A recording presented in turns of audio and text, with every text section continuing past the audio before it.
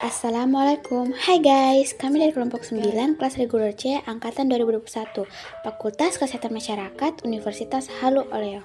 Nah, di sini kita akan menjelaskan sanitasi lingkungan masyarakat di pesisir. Guys, sebelum kita mulai materi, saya akan memperkenalkan teman anggota kelompok saya. Perkenalkan, nama saya Dila Salsabila SR dengan NIM J1A121128. Baik, perkenalkan nama saya Fadildin Rapala Warsyadi dengan NIM J1A121135. Hai guys, nama saya Nur Alicia dengan NIM J1A121170. Kami membahas tentang penyediaan air bersih dan pengelolaan sampah. Nah, untuk lebih jelasnya, mari kita simak video berikut ini. Sanitasi adalah suatu usaha pencegahan penyakit yang menitikberatkan kegiatannya kepada usaha-usaha kesehatan lingkungan hidup manusia. Sanitasi merupakan faktor penting dalam kesehatan masyarakat. Salah satu wilayah yang memiliki tingkat kesulitan yang cukup tinggi dalam pesisir merupakan daerah peralihan antara ekosistem darat dan ekosistem laut yang dipengaruhi oleh perubahan darat dan laut. Ke arah barat mencakup wilayah administrasi kecamatan dan ke arah laut jauh 12 mil laut diukur dari garis pantai.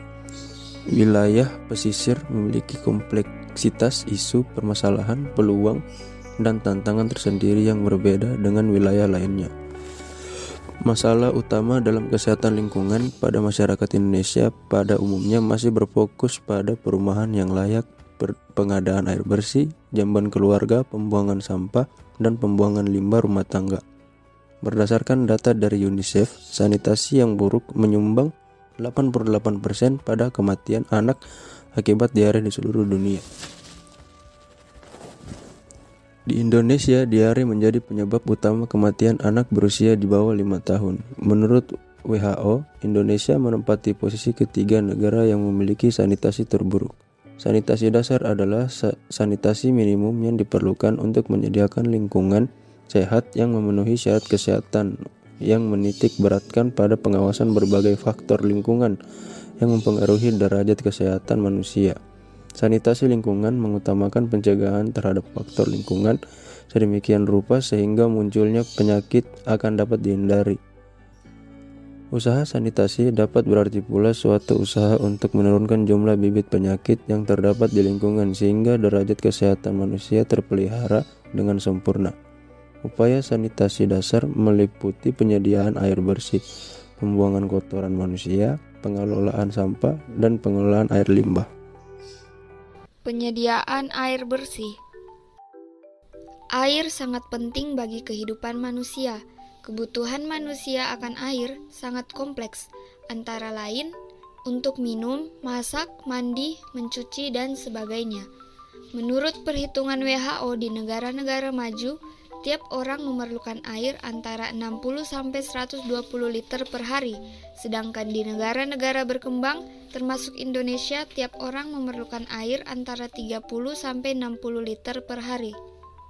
Secara umum, air bersih dapat dipahami sebagai salah satu jenis sumber daya alam berwujud air yang memiliki kualitas yang baik dan bisa digunakan oleh manusia dalam kehidupan sehari-hari. Sementara itu, WHO sebagai organisasi kesehatan internasional menyatakan bahwa air bersih merupakan air yang dapat dimanfaatkan oleh manusia untuk memenuhi keperluan domestik, mulai dari konsumsi, air minum, dan tentunya persiapan makanan. Berdasarkan dua pendapat tersebut, air bersih dapat didefinisikan sebagai air yang bisa dan layak digunakan oleh manusia untuk mendukung berbagai aktivitas sehari-hari, seperti air minum, konsumsi, hingga sanitasi. Hal ini pada akhirnya menghasilkan sebuah pendapat bahwa tidak semua jenis bisa digunakan dalam kehidupan sehari-hari manusia. Fungsi terpenting dari sistem penyediaan air bersih adalah pencegahan penyebaran penyakit melalui air. Tujuan sistem penyediaan air bersih adalah agar dapat menyalurkan atau mensuplai air bersih kepada konsumen dalam jumlah yang cukup. Bagian terpenting dalam sistem penyediaan air bersih adalah sumber air baku. Mengingat peran air bersih yang sangat penting bagi kelangsungan hidup manusia, maka perlu upaya pengadaan perencanaan sistem penyediaan air bersih. Penyediaan air bersih merupakan hal krusial yang sudah sepatutnya menjadi perhatian, bahkan termasuk ke dalam tujuan SDGs, Sustainable Development Goals, yang keenam, yaitu menjamin ketersediaan dan manajemen air dan sanitasi secara berkelanjutan. Ada beberapa persyaratan utama yang harus dipenuhi dalam sistem penyediaan air bersih. Persyaratan tersebut meliputi syarat kualitas, syarat kuantitas, dan syarat kontinuitas. Yang pertama, syarat kuantitas. Syarat kuantitas adalah jumlah air yang dibutuhkan setiap hari tergantung kepada aktivitas dan tingkat kebutuhan. Makin banyak aktivitas yang dilakukan, maka kebutuhan air akan semakin besar. Yang kedua, syarat kualitas. Syarat kualitas meliputi parameter fisik, kimia, mikrobiologis, dan radioaktivitas yang memenuhi syarat kesehatan menurut Peraturan Menteri Kesehatan RI Nomor 416/per/9/1990 tentang syarat-syarat dan pengawasan kualitas air. Yang ketiga, syarat kontinuitas. Arti kontinuitas di sini adalah bahwa air baku untuk air bersih tersebut dapat diambil terus-menerus dengan fluktuasi debit yang relatif tetap, baik pada saat musim kemarau maupun musim hujan. Ada 3 keprihatinan krusial dalam keterkaitan antara air dan kesehatan. Pertama adalah keterbatasan yang dihadapi oleh negara yang miskin air dan dampaknya terhadap kegiatan manusia. Yang kedua adalah pemeliharaan mutu air, menghadapi permintaan yang semakin bertambah. Dan yang terakhir adalah menyangkut hubungan langsung antara kesehatan dan air, khususnya pada penyakit-penyakit yang diakibatkan oleh air dengan jumlah dan mutu yang kurang dan sarana pembuangan limbah cair yang tidak memuai. Selanjutnya adalah sistem penyediaan air bersih di daerah pesisir. Wilayah pesisir, pantai, dan pulau-pulau kecil di tengah-tengah lautan merupakan salah satu daerah yang miskin akan sumber air bersih, sehingga menimbulkan masalah mengenai pemenuhan kebutuhan air bersih. Umumnya, daerah-daerah tersebut, air yang secara kuantitas tidak terbatas adalah air laut. Namun, dalam kualitas sangat buruk karena banyak mengandung kadar garam atau TDS, Total Dissolved Solid. Oleh karena itu, perlu dilakukan proses untuk menjadi air bersih. Teknik pengelolaan ini telah dipakai di beberapa negara dan berfungsi untuk memasok kebutuhan air tawar untuk kota-kota di daerah tepi pantai yang langka akan sumber air tawar, sehingga diharapkan sistem reverse osmosis ini nantinya dapat menjadi salah satu alternatif untuk mengatasi kurangnya sumber air tawar di daerah pesisir di Indonesia. Teknologi ini belum bisa diterapkan secara merata karena kendalanya pembiayaan yang tinggi untuk pengadaan alatnya, karena itu perlu peran pemerintah daerah. Nah, selanjutnya adalah pengelolaan sampah. Menurut WHO, sampah adalah sesuatu yang tidak digunakan, tidak dipakai, tidak disenangi, atau sesuatu yang dibuang yang berasal dari kegiatan manusia dan tidak terjadi dengan sendirinya. Berdasarkan jenisnya, sampah dapat dibedakan menjadi 2, yaitu jenis sampah berdasarkan sifatnya dan jenis sampah berdasarkan wujudnya. Nah, yang pertama yaitu jenis sampah berdasarkan sifatnya. Jika menggolongkan sampah berdasarkan sifatnya, maka material sisa tersebut dapat dibagi menjadi 2 jenis, yaitu organik dan anorganik. Sifat ini mempunyai kaitan dengan material, buangan, dan proses dekomposisi di alam. Sampah organik ini adalah material sisa yang dihasilkan dari bahan hayati, sehingga mudah terdehidrasi secara alami oleh mikroba. Sampah jenis ini sangat mudah membusuk dan biasanya berasal dari sisa makanan, kulit buah, sayur, daun, dan kayu. Material seperti ini banyak dihasilkan di dapur rumah tangga dan pasar. Selanjutnya adalah sampah anorganik. Sampah anorganik ini adalah material sisa yang dihasilkan dari bahan non-hayati, berupa olahan tambang dan produk sintetik, sehingga sulit membusuk. Jenis ini tidak mudah terdegrasi oleh mikroba, jadi butuh waktu lama agar dapat terurai. Sampah ini bisa berbahan plastik, kaca, logam, keramik, dan kertas. Selanjutnya yaitu jenis sampah berdasarkan wujudnya. Klasifikasi sampah berdasarkan wujudnya dapat dilihat dari bentuk fisik material sisa. Ada 3 jenis sampah jika dilihat dari wujudnya, yaitu padat, cair, dan gas. Sampah padat ini adalah semua material sisa yang berbentuk padatan dan sudah dibuang oleh manusia. Ada banyak sekali contoh sampah ini seperti sampah dapur, pecahan gelas, kaleng, botol, plastik, sampai kemasan makanan. Selanjutnya sampah cair. Sampah cair ini adalah material sisa yang berbentuk cairan. Seperti jenis ini sering sekali menimbulkan pencemaran pada aliran sungai, selokan, hingga laut.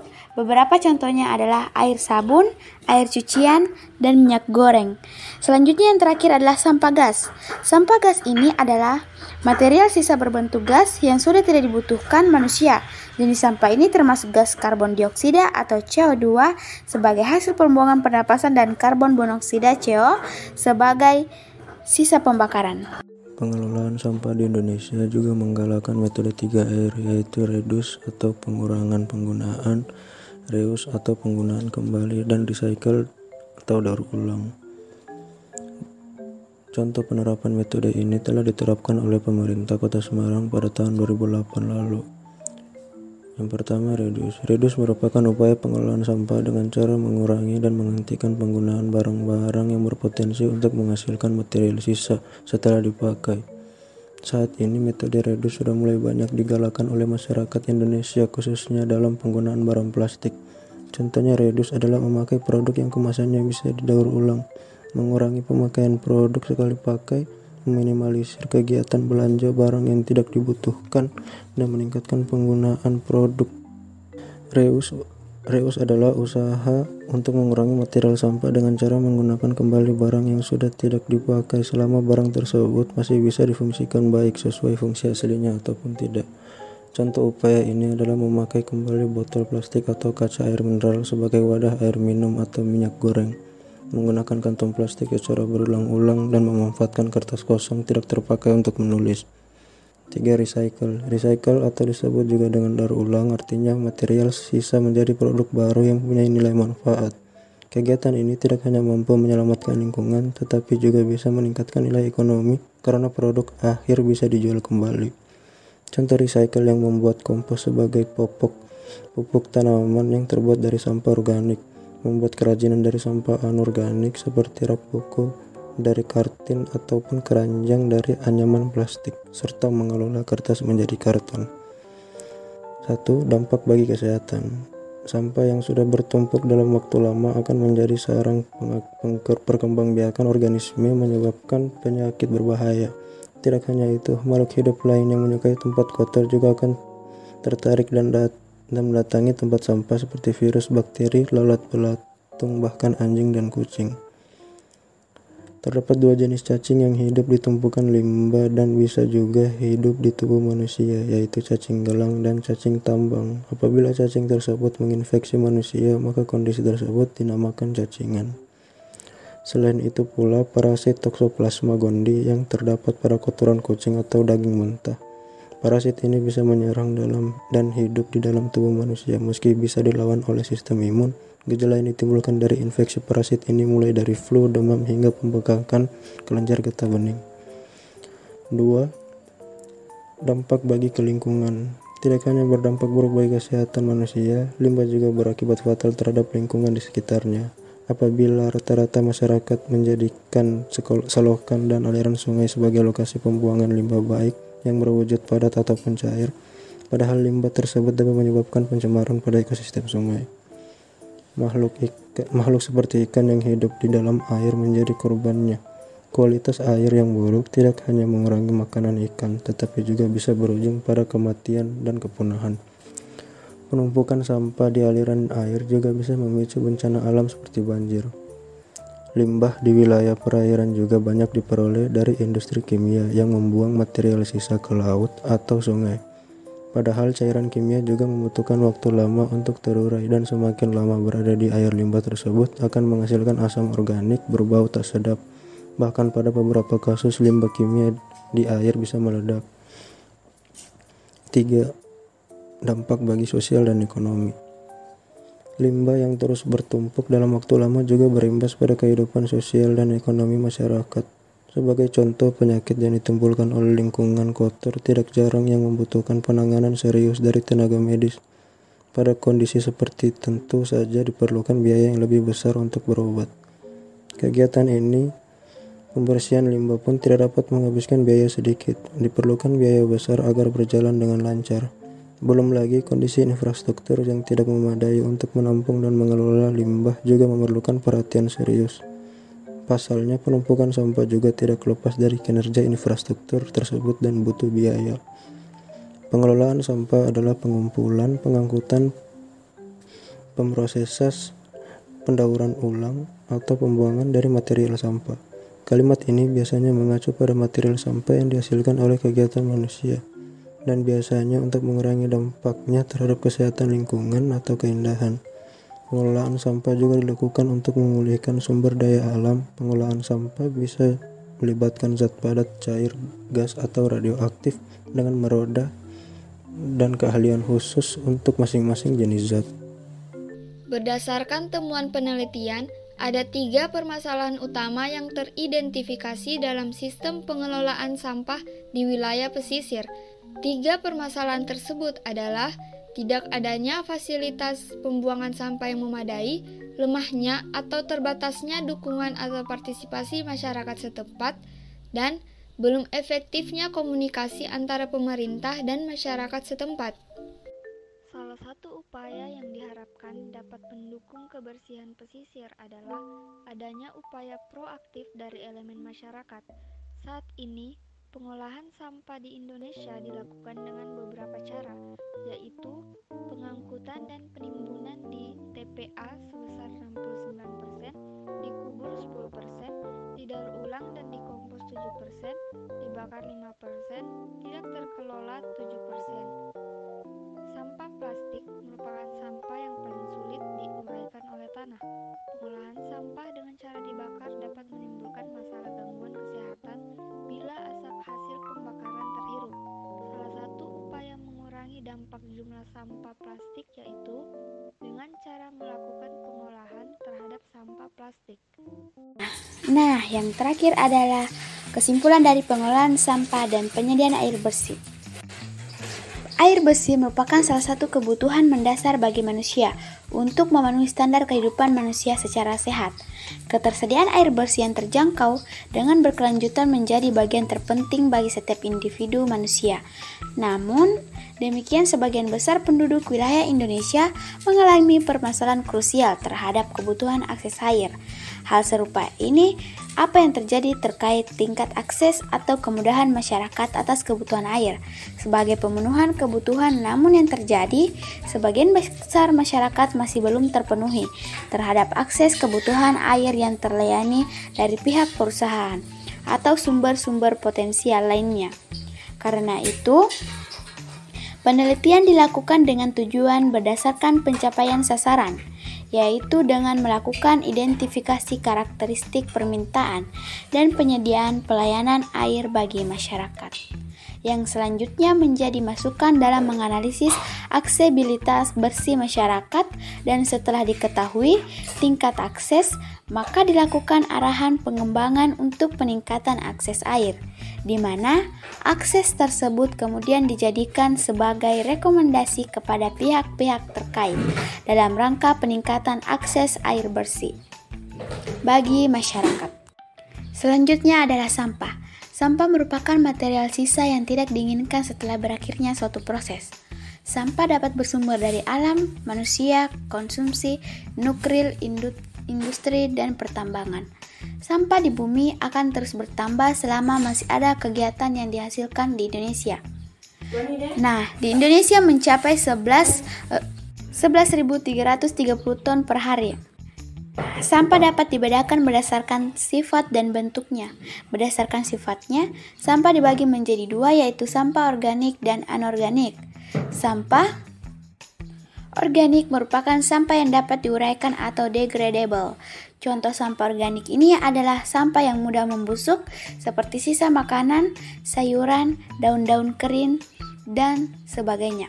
Sampah ini dapat diolah menjadi kompos, sedangkan sampah anorganik merupakan sampah yang tidak dapat diuraikan atau undegradable.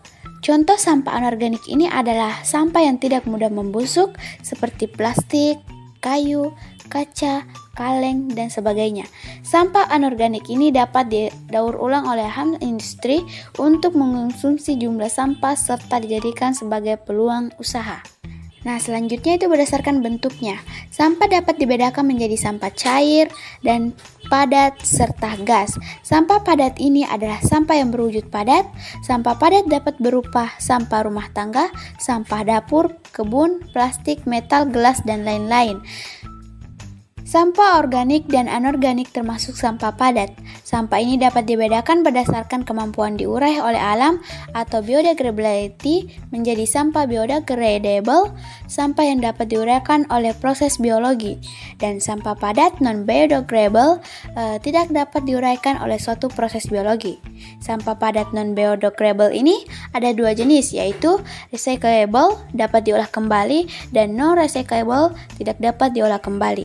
Selanjutnya adalah sampah cair. Sampah cair ini adalah bahan cairan yang telah digunakan dan tidak diperlukan lagi seperti limbah dan lain-lain sebagainya. Limbah ini adalah sampah cair yang dihasilkan dari aktivitas industri.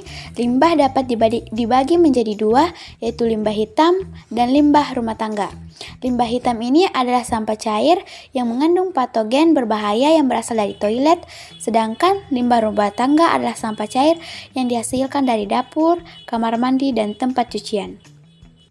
Tetapi ada juga jenis sampah, yaitu sampah alam. Nah, sampah alam ini merupakan sampah yang diproduksi oleh alam dan diuraikan melalui proses daur ulang alami. Contoh dari sampah alam ini adalah daun kering di hutan yang terurai menjadi tanah. Dan ada juga sampah manusia. Sampah manusia ini adalah istilah yang digunakan terhadap hasil-hasil pencernaan manusia, seperti feses dan urin. Sampah manusia ini dapat menimbulkan dampak negatif bagi kesehatan manusia.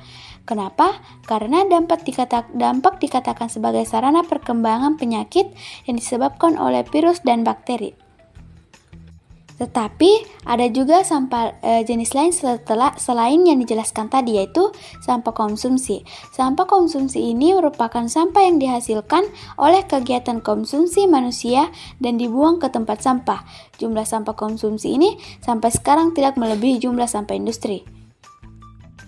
Itulah tadi penjelasan dari kelompok kami. Semoga apa yang kami sampaikan dapat bermanfaat bagi kita semua. Thank you for watching. Wassalamualaikum warahmatullahi wabarakatuh.